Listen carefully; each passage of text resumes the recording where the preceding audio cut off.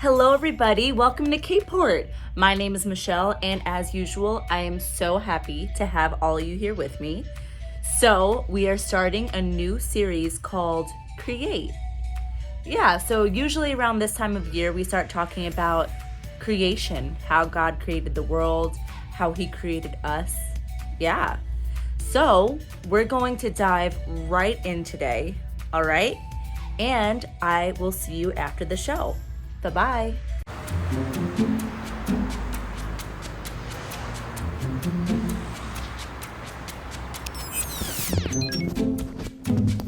Come on, camera. Just stay there.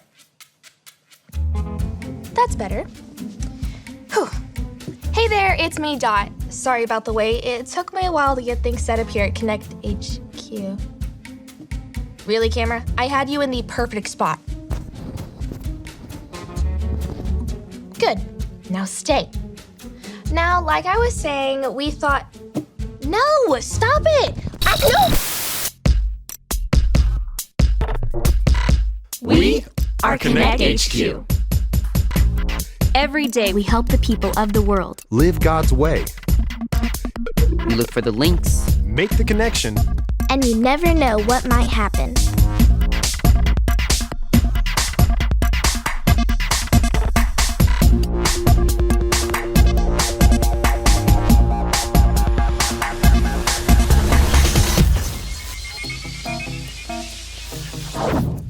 Okay, I think we're good. We just got some new camera equipment, and I'm still figuring out how it all works. Anyway, we just got a postcard. Let's see what question we're answering today. Dear Konnect HQ, I know that God created the world, but I have lots of questions. First, how did he make the world? Second, did he really make everything? Third, is he still making things today? Signed, Nina. Wow, Nina, I love these 3 questions. They're so good, and I'm really glad you asked them. It's important for us to know things like this, and to ask a trusted friend or adult if you don't know the answer. You know what? Jake and I were just talking about God's creation last week. Here, let me show you what happened. Well, at least your alarm went off at the right time. At least your ride remembered to pick you up this morning. At least the neighbor's dog didn't chase you around the block twice. At least you don't have plate cleaning duty. All the plates are covered in syrup. At least, I think it's syrup. Hey, how's everything going in here? Fine. Fine? Really, fine? Dot and I are trying to get everything ready for the group that's going to tour HQ later today. But we both had pretty tough mornings. Ooh. Tough mornings? This whole week has been bad. Just one thing right after the other. Yeah, it sounds like my week last week. It was pretty rough. Woof. But you seemed so happy last week. You threw that birthday party for Maurice and everything. Oh, yeah, but do you guys want to know how I stay happy even when things are hard? Yes.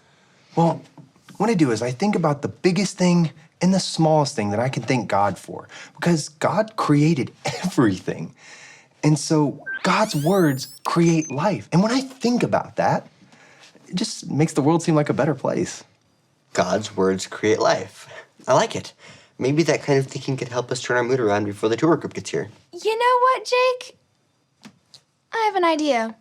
Why don't we have a contest? It's always a contest. Always a contest. A contest to see who can come up with the biggest thing and the smallest thing to thank God for. Fine, but only because I want to be ready for the tour. Yes! Good luck.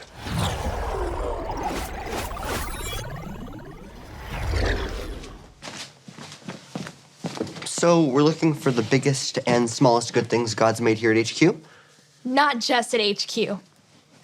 What? We're looking for the biggest and smallest good things God's made, period. Ever? Ever. Come on, let's put this computer to good use. Let's start with the big stuff. What's something big and awesome and amazing that God's made? Maybe an elephant? What about a giraffe? Elephants weigh more than giraffes. Yeah, but giraffes are taller than elephants. We'll call it a tie. And I think we're thinking too small. We need something bigger. Something like a California redwood. They can grow to be 350 feet tall and weigh over 1 million pounds. 1 million! Why stop there? What about a mountain? Mount Everest is over 29,000 feet tall. That's almost 5.5 miles. I like the way you're thinking. Now, let's go even bigger.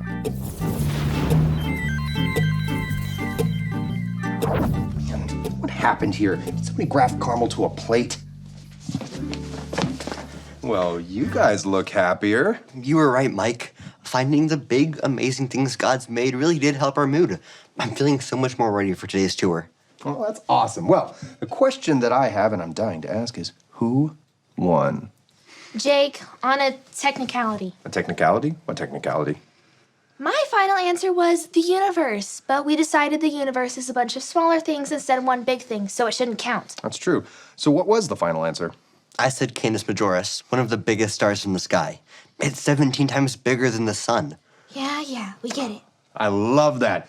Canis Majoris and everything in the universe. God created it all with just his words. And that reminds me of a Bible link in the archive. Do you guys want to watch it with me? Let's Sure. do it.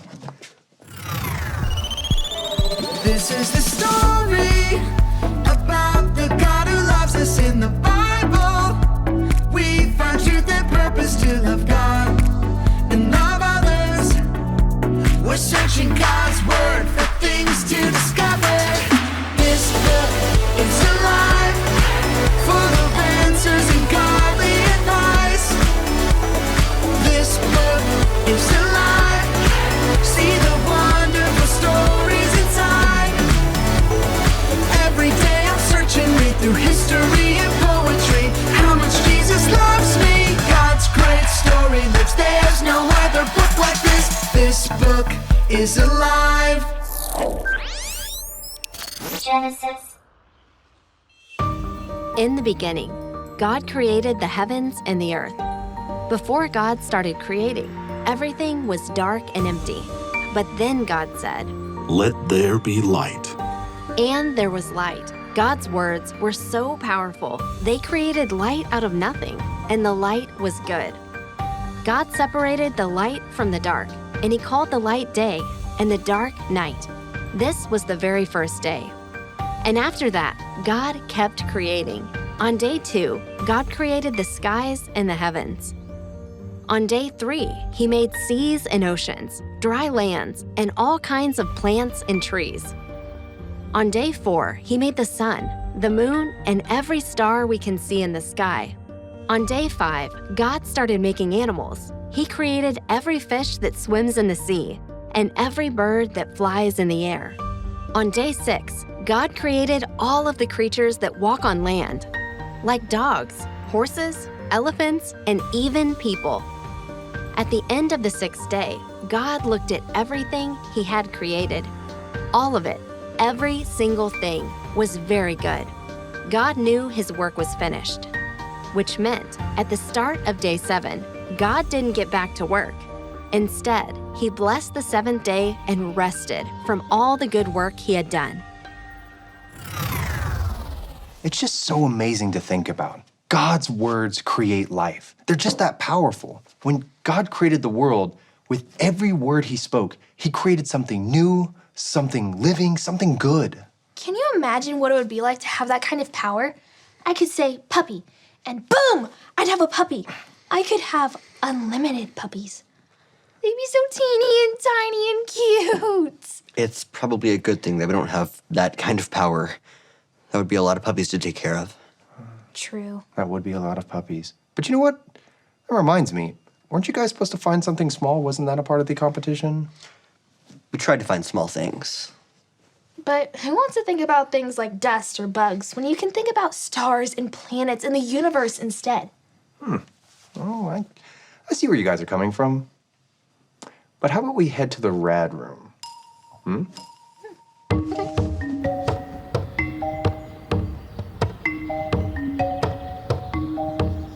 Hey, Professor Marie, it's so great to have you back from NASA. Well, I am happy to be back. What can I help you with? Well, you see, Jake and Dodd here have a competition going, thinking about the biggest and the smallest things God has ever created. Ooh, I like this. Tell me more. We had a lot of fun coming up with the biggest stuff. I said Canis Majoris. Oh, what an inspired answer. Did you know Canis Majoris is 17 times bigger than the sun? Yes, isn't that amazing? Yeah, let's get moving. Okay, so they're having a little bit of a problem thinking of the smallest thing because they think small things are boring. Everything okay? I have so many things I'd like to tell you, but I think it would be much more interesting if I showed you. Just give me some time to put some things together. Sure.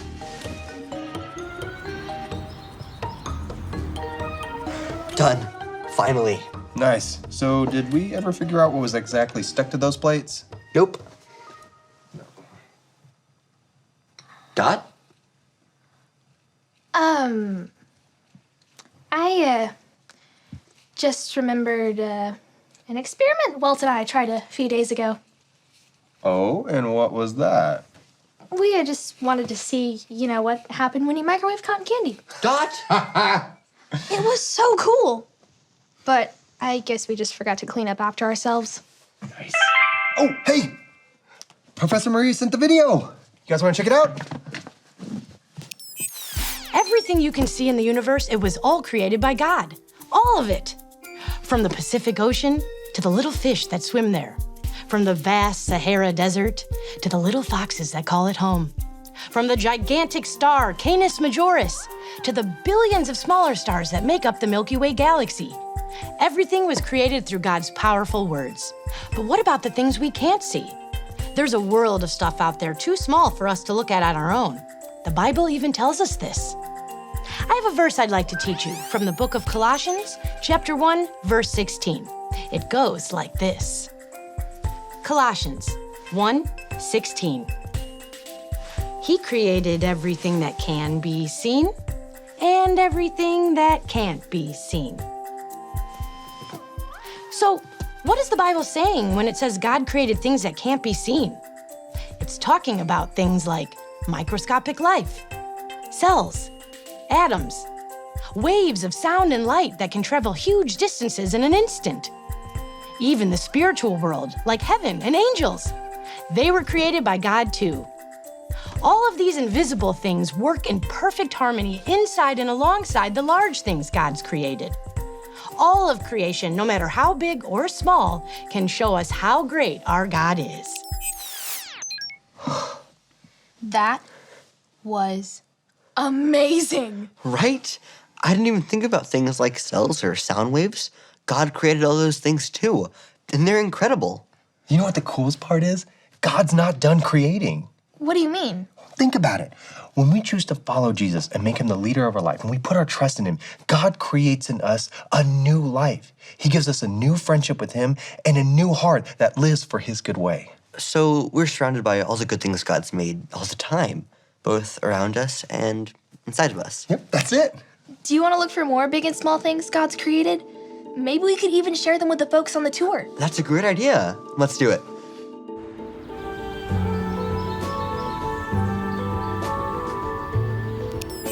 So, Nina, back to your awesome questions about creation. Do you remember that verse that Professor Marie taught Jake and me? The one from the book of Colossians? Why don't we say it together? It goes like this. Colossians 1:16. He created everything that can be seen and everything that can't be seen. God is the creator of everything. The whole world is full of the good things he created, both visible and invisible. When God made the world in the beginning, he used his words to create everything we can see. Isn't that amazing? God's words are so powerful, they're able to bring new, good, living things into existence. But God didn't just create the things we can see. There are all kinds of tiny, invisible things he brought to life too. Microscopic life, cells, atoms. God made all of life, big and small, to work together in harmony. And the best news is, God is still creating. When we choose to follow Jesus, he creates new life in us. He gives us a new friendship with him and a new heart that follows his good way. Don't forget, God's words create life. And remember, Konnect HQ is here to help you.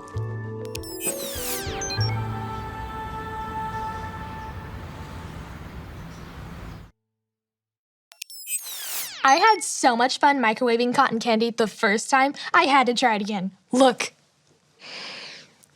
It smells so good. Wonder what other things Walt and I could try to microwave. After we ask Captain Alyssa for permission, of course. What if we tried microwaving jelly beans? Would they just completely melt? What would it all taste like together? What if we tried microwaving gummy bears? Mike might not like them. Don't worry, I'll make sure to clean up my mess this time. God has created every good thing in this universe, and He wants to create new life in us too. If you've never made the choice to follow Jesus with your whole life, you can do that today.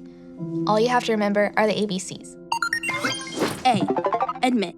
Admit that you've done wrong and ask God to forgive you for disobeying Him. B. Believe. Believe God sent Jesus to take the punishment for your sin. Trust that you are forgiven because Jesus made you right with God. C. Choose. Choose to spend your whole life depending on God's power to help you say no to sin. As you live and love like Jesus, tell others God is your leader and number one friend. Did you make that choice today? If so, congratulations. Be sure to talk about it with a parent or a leader you trust. Wow, yes, we learned that God's words create life. He can create things by just saying them. And He did. He created this whole world and all the stuff in it by just saying words. That's amazing. And actually, our Bible verse is all about that. So our Bible verse comes from Colossians 1:16, and it says, He created everything that can be seen and everything that can't be seen. Interesting. Great job. So what I would like you to do right now is I would like you to click the lesson activity link below this video on the Kport Online page, and we have some activities for you to do and some discussion questions you can do with your family. All right, that's it from me. I'll see you next week at Kport Online. Bye-bye.